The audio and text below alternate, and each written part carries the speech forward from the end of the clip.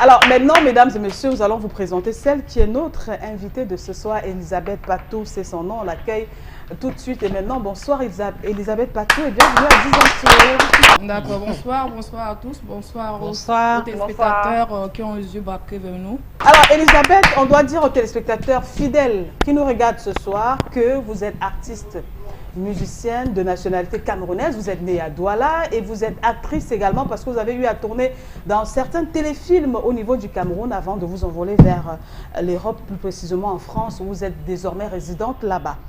Alors ce soir, Elisabeth Patou a-t-elle des choses à cacher aux téléspectateurs qui nous regardent ce soir ou elle est free?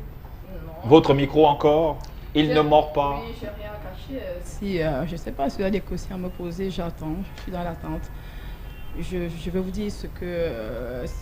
malheureusement, que je ne sais pas s'il y aura le clip, comme on est en train de dire, je pourrais mieux vous expliquer, mais bon, on verra tout à l'heure. Déjà rien à cacher.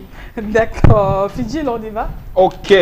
Alors, d'après les... Je vais dire quoi? La documentation que j'ai eue, que j'ai eu sur vous. Sortez votre premier album en 1999 intitulé Joli Joli, réalisé à l'époque par George Dixon et Jeannot Ebele, c'est bien ça? Il n'y a pas eu assez de promotion, faute de moyens. Ok. Et... Ça veut dire que maintenant il y a assez de moyens? Oh, ça, disons, ça, ça veut dire peut aller quoi. Donc, et puis la promotion n'a pas été élargie, c'est pour ça que l'album n'a pas été entendu. Ça a été limité, c'est ce que je vous dis, que la promotion a été limitée pour faute de moyens. Ouais. Et puis, vous voyez, quand ce sont vos parents qui décident à vos produits, et puis voilà, c'est comme ça que c'est passé inaperçu.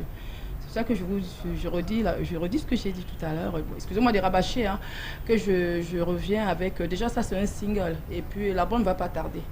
Donc d'ici quelques mois, l'album sera sur le marché. Et comme on dit, petit à petit, l'oiseau fait son nid. Et le clip est sur les réseaux sociaux depuis presque 4 mois. Et bon, le clip, voilà. Equinox a commencé à lancer ça, ça fait, je crois... Ça fait un bon bout, hein. Oui, je crois que ça fait une semaine. Et puis, il y a Yaoundé aussi. Bon, je vais pas faire la promotion de la CRTV, mais plus Equinox. Voilà. Donc et la radio, les médias, radio et puis télé. Donc ça s'enchaîne. Et votre single, est-ce qu'on peut avoir quand même le contenu de ce single? De quoi est-ce qu'il traite? Qu'est-ce que vous essayez de pouvoir véhiculer comme message? C'est pour ça que je vous dis, dommage qu'il n'y a pas de clip. En fait. Oui, mais bon, là, on sait déjà, c'est une réalité, c'est un fait qu'il n'y ait pas de clip. Oui. Mais maintenant, vous êtes là, c'est une chance de vous avoir parce que le clip, on l'aura et Equinox le diffuse déjà. Ouais. Et merci. Le single parle des... Joli, parle des femmes qui ont été déçues par leur conjoint. Et puis je leur ramène un confort pour leur dire, c'est pas la fin du monde si ton mari t'a laissé.